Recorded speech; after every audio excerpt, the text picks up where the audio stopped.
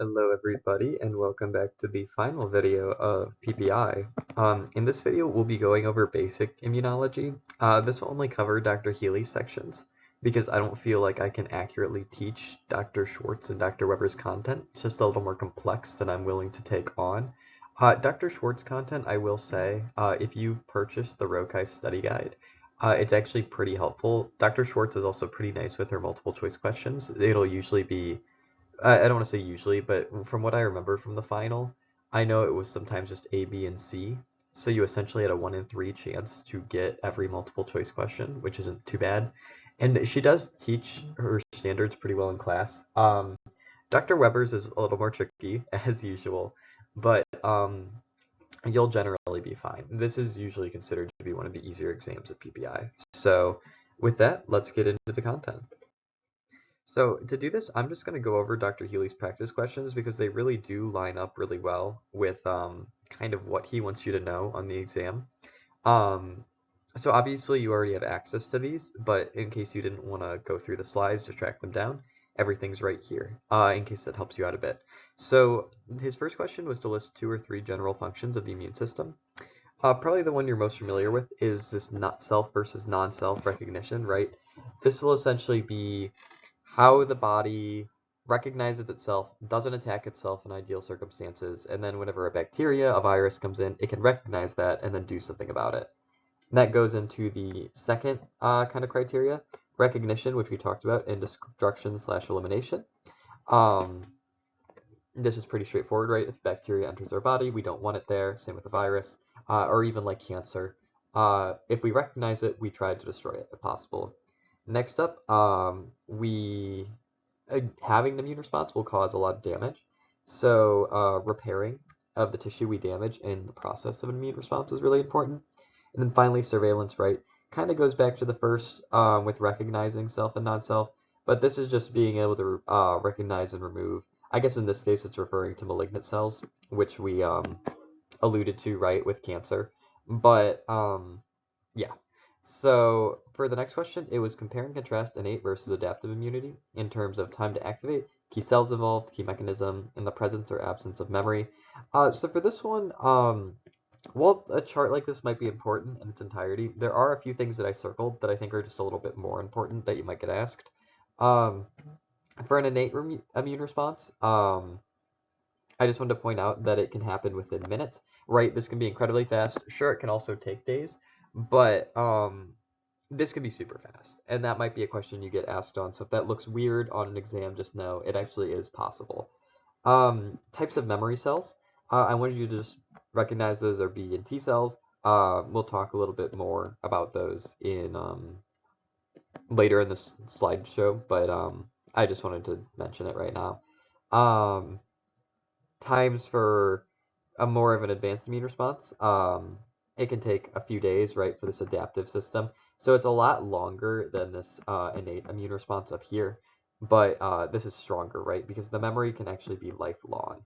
And that's something that's really important. And that's kind of the principle of how vaccines work, right? We want that lifelong immunity ideally. It's not always possible with how certain viruses are. Flu and COVID, for example, we need those shots every year, if not more frequently. But ideally, some diseases we can prevent lifelong with. Um, Primary lymphoid organs, you definitely will get a question about this. So your 2 primary organs, the way I like to think about it, it's where your T cells and B cells, where they come from, right? And there's 2 real places where that happens. You have the red bone marrow, where a lot of the early like progenitor cells will come from, right? This is just inside some of your longer bones, like you can think your leg bones, your arm bones. That's where we have red bone marrow, just some of those bigger bones. And then also the thymus, that's where these progenitor cells will go to mature. So these are the only 2 primary organs of the uh, lymphatic system. We have secondary, and this might seem a little counterintuitive because when you think of something like lymph nodes, right, you might think, oh, well, these are primary system or spleen.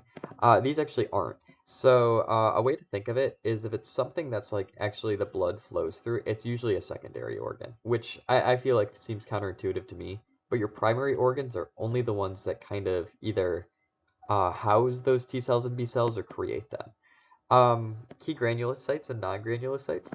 So you might get a question on this, possibly. But the granulocytes, if this helps you, are neutrophils, eosinophils, as well as basophils. It's these three right here. And the way you can always tell that is kind of these dots, these granules. I'm not sure how well you can see it in the video, but that's a way if you ever get a picture to know if it's a granulocyte. Agranulocytes, or things without granules, are more things like monocytes, macrophages, and lymphocytes. And lymphocytes being our B, T, and natural killer cells. So next, list at least one function of how the following cell types, macrophages, dendritic cells, neutrophils, mast cells, basophils, T cells, B cells, and natural killer cells, function. So macrophages, right, they really do two things. They will present antigens, right, they will class bond to molecules that invaders may possess. They'll go around kind of showing these off to cells that can actually do something about it. Dendritic cells, they'll do something similar. They will also present antigens, right? Again, just getting more things to our lymphoid cells so it can actually recognize these things and create a response. Neutrophils are a little less specific.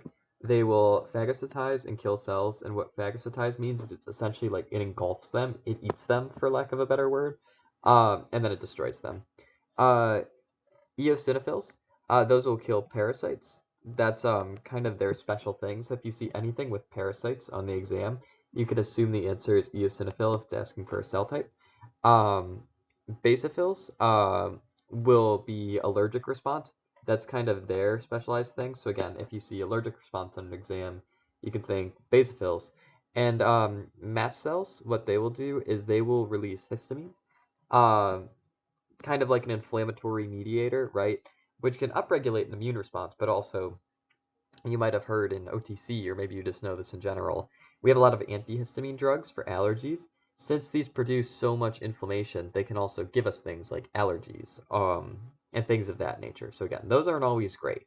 Um, it's kind of like everything is decent in moderation. Um, T cells can do one of two things, depending on the type of T cells, because there's helper T cells and there's cytotoxic T cells. Helper T cells will go around, they'll present antigens, and they'll activate other parts of the immune system. Um, Alternatively, there's killer T cells, which will either um, find like virus cells or cancer cells, and it will destroy them. And B cells will make antibodies, right? Which is kind of like our memory molecule. That'll go around in our bloodstream pretty much forever, ideally after we are infected with something. And natural killer cells can also take on cancer cells or viral cells. So that's all those cell types. Next, list three or specific functions of the colony stimulating factor, granulocyte macrophage, colony stimulating factor. These are pretty easy, right? Since this is specific to granulocytes and macrophages, it will promote their growth and differentiation. Um, and he's chemotaxis. What that is that's kind of the ability for cells to move. And the way it works is it's kind of like if there's a high concentration of chemicals in an area, it will kind of attract the cell to that area. We have mechanisms in the cell that'll like promote its movement that way. Because cells don't have brains, right? They don't know how to move on their own. But by following a chemical gradient, we can kind of get these cells to where they need to be. So since this factor will promote that, it'll allow macrophages to get where they need to go more, so they can do their job. Increased phagocytosis, right? That's more of that kind of eating. That's another factor of macrophages I didn't discuss as much, but it is there. They can also engulf cells, similarly to how neutrophils do. Um, Increases their metabolism, promotes their survival, and of course, since this is a growth factor, it will increase the number of all of them. So these next three I kind of grouped together because I think they can be explained um, all at once. So we'll start with the cytotoxic T cell. Um, Essentially, it's how these cells work, how they activate. So cytotoxic T cells have this molecule called CD8, right? in this molecule itself, it doesn't do anything on its own. It's a protein. It's just on all cells. But what it's next to is it's next to this what's called an MHC class 1 protein. This is another protein that in itself does not do anything. Neither of these proteins specifically do anything. But when we go around, right, cells, pretty much all cells actually, will have a complementary MHC class 1 molecule. And we have like thousands, if not millions, of these different types in our body, ideally, right? Because these are immune cells. And what these molecules do is they'll essentially just pick up an antigen and they'll put it on the surface of the cell somewhere. And then they'll float around in the blood, right? Or maybe they'll be like in the blood wall vessel or just all sorts of things. And these can be all cells, right? And then as a lymphocyte, like a T cell, just happens to be floating through the blood, it might bump into one of these molecules. And it might actually, if there is an antigen bound, which would be in the center here, the T cell's MHC class 1 will bind to it. It'll form a bond connecting these two cells. And then that, if there's a CD8 molecule around as well, it can form this complex. And this complex, this MHC class 1 CD8 complex, will essentially cause the T cell to kill the cell, right? If this goes through, it'll like a bunch of chemicals come to that cell and kill it. Because when there is the antigen on that cell, that means that something's wrong. It could be cancer, it could be a virus, it could be bacteria, it could be a lot of things. But as soon as the T cell sees that, if it's a killer T cell or a cytotoxic T cell, it will kill that cell. Um, a helper T cell will do something similar, but in a different way. So instead of having that CD8 complex, a helper T cell will have what's called a CD4 complex. Um, and what we can do instead is instead of an MHC class 1 molecule, we have an MHC class 2. The way I remember this is something I made up. It's called the rule of 8. So essentially, if you can remember that cytotoxic T cells have a CD8 molecule, and they have an MHC1 complex, that'll multiply to be equal 8. Um, T helper cells have that CD4 complex, but they have that MHC class 2. So if you multiply that by 2, you get 8. So if you need help remembering which molecules have, or which cells have the CD4 and the MHC class 2, um, as long as your answer multiplies to 8, that's how you know you're on the right track, just in case you get those switched, right? Or you could just remember that the bigger MHC is with the smaller CD4. It doesn't really matter. But since these are specific, the CD4s are specific to helper cells and CD8s are specific to killer cells, that is kind of important. That probably will be a question. So I definitely memorized that. Um, yeah, and it's a similar process, right? If a macrophage has an antigen with an MHC class 2, the T helper cell will bind to it. But the T helper cell won't kill the macrophage. What it'll do instead, it'll activate the macrophage. Since macrophages can engulf cells, um, if the macrophage is activated, it'll kill the engulfed bacteria cell that's inside of it that made that antigen. The T helper cell will basically give the okay that it's like, yeah, that thing inside you is bad, you can kill it. There's another things helper T cells can activate. Still CD4, still MHC class 2, but it's our B cells. And our B cells are what make our antibodies at our body, which we'll talk about a little more later on. But essentially, these are like memory molecules. So if we activate a B cell, right, that has a specific antigen, this basically means we've kind of like had an infection with this in the past, if the B cell has the antigen. And if the T cell is able to bind to that, all of a sudden we're able to upregulate a response, make a ton of antibodies to fight off the infectious molecule. It kind of like tags onto them, so our body can destroy it quicker. And that's kind of, again, the principle behind vaccines and immunologic memory. Um, so yeah, next up, describe two chemicals, two mechanicals, and two primary mechanisms associated with innate immunity.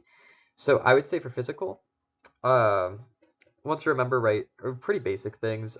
You have things like tight junctions. You have flow of air or fluid.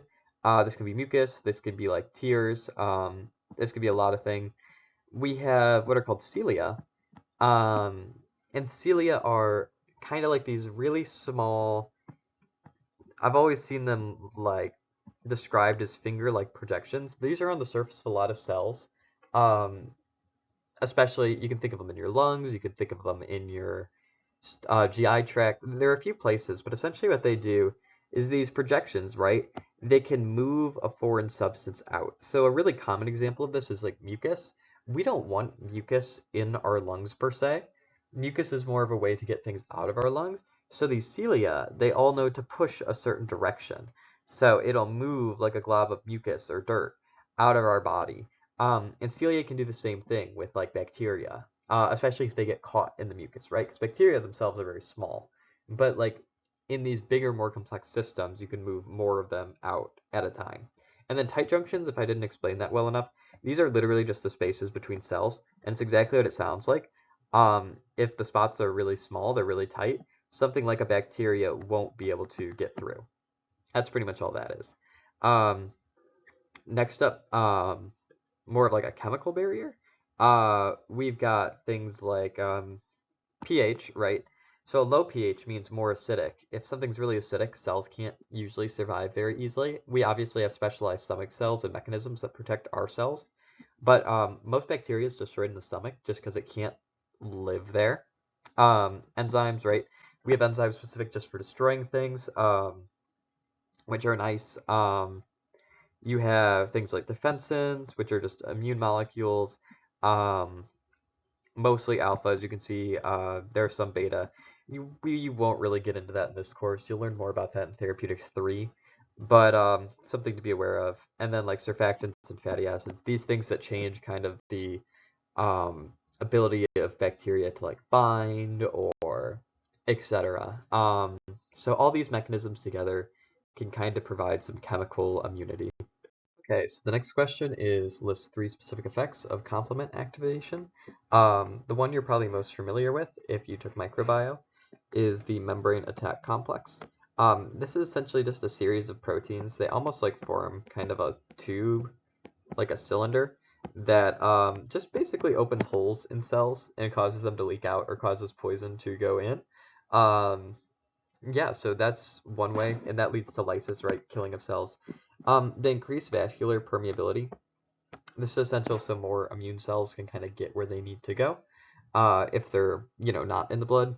And then finally, increases phagocytosis through a process called opsonization, which I'll describe briefly a little bit more over here. I don't know if I have a more advanced, in-depth thing on the next slide, so I'll try and cover it pretty well here when I get to it. Next up, describe the function of toll-like receptors. Um, so essentially, these are signaling receptors, and they look for what are called pathogen-associated molecular patterns. And these are complex. These aren't like antigens, but they're a little similar in the fact that there's specific molecules that microorganisms have, um, that are kind of like they're not inherently innate to microorganisms, but they're common enough in nature that our cells can recognize them almost like they are like antigens, kind of. And they basically just cause a cascade that results in things like cytokines, interleukins being produced, inflammatory mediators that can lead to an inflammatory response, even if there is no direct antigen. That's basically the simplification of these, and about as complex as you'd see on your exam, if you see this at all, to be honest. Um, so next up, the function of these interleukins. Uh, IL-1, its main thing is to increase permeability. Right, this is one of the most common interleukins. That's probably why it was named 1. I'm assuming they're probably named in the order they were found, but I don't know that for sure. IL-2, its specific function is to activate leukocytes, or white blood cells. Next up, tumor necrosis factor alpha. Uh, this will mobilize metabolites, right? It will essentially upregulate some interleukins. It will increase permeability as well. I don't know how well you can read that, but just think permeability and essentially making different interleukins. It can promote both of those. Um, Interferons will disrupt signaling.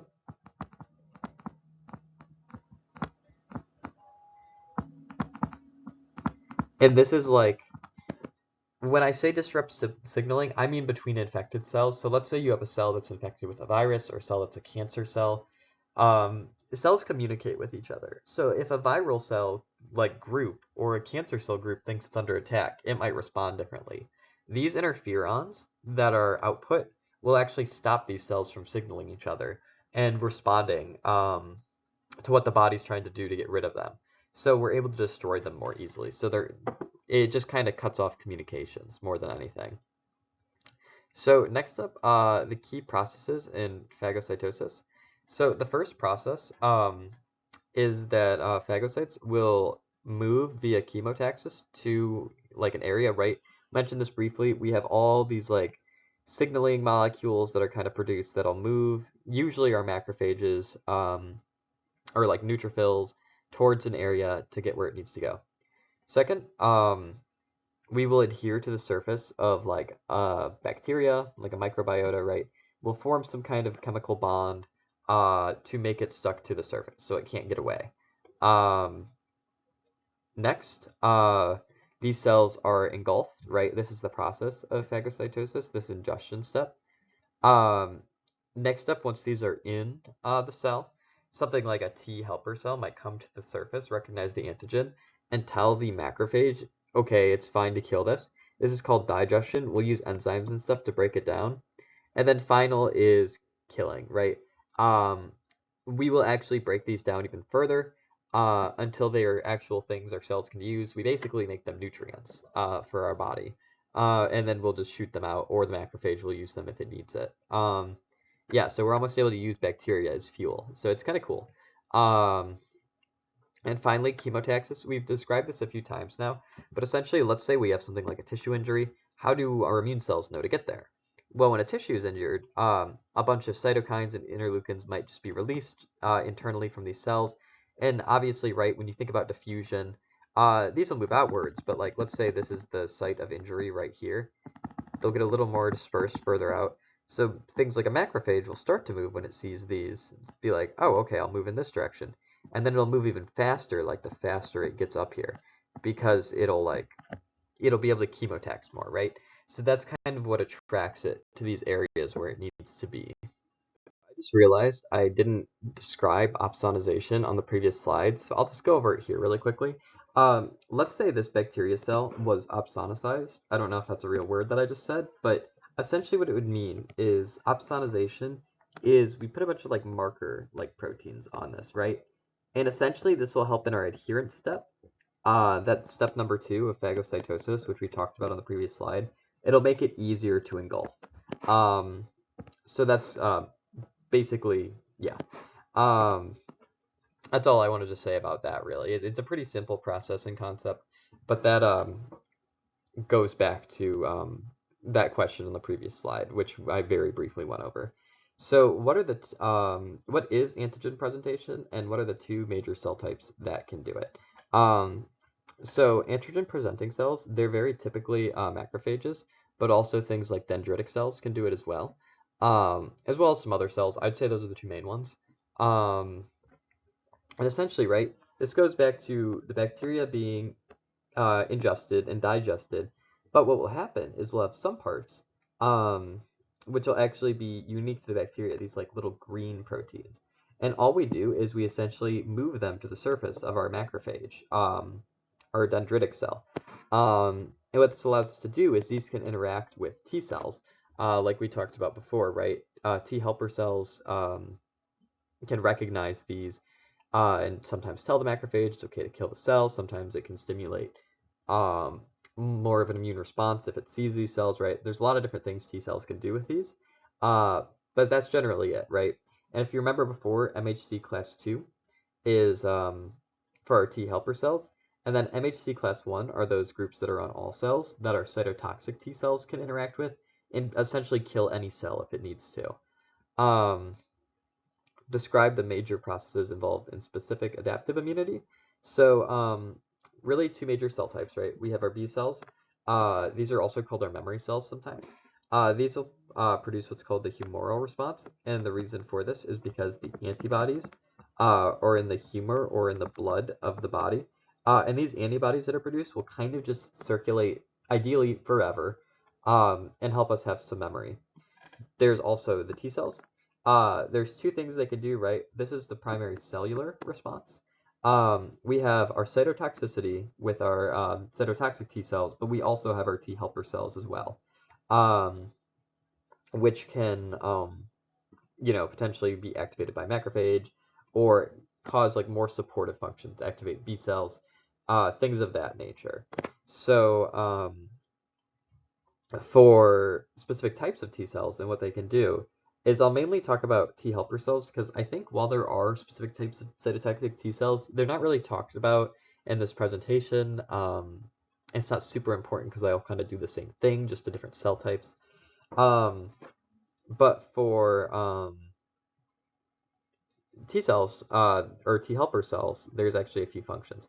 So Th1 cells are probably the most common. These will target the macrophages, right? That's why they're the most common, our most common antigen presenting cell with our most common T cell. Kind of makes sense. And what these can do is these will essentially be our defense against normal pathogens. You can think of these as bacteria most of the time, right? Because bacteria are usually our most common infections, generally. Obviously, viral are up there as well. Th2 cells, their whole thing is they will target eosinophils. And if you remember from what I said on the previous slide, that means these will help with our parasites.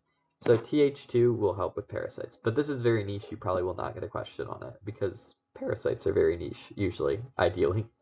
Um, and finally, there's Th17 cells. These will also attack pathogens, but these are extracellular pathogens. So before, um, these are intracellular, right? And that's because these macrophages will phagocytize these bacteria, right? They'll eat them, essentially. And then the T cell will be like, okay, it's okay to digest, or we should make an immune response, all these things. These will be just like bacteria that are floating in the blood that neutrophils will have to deal with.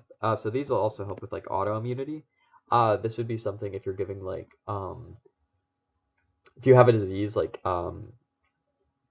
like cancer, and it like breaks off in the blood, it metastasizes, your Th17 cells might help out with that. Next up, the 5 types of major antibodies. There's kind of a lot with these.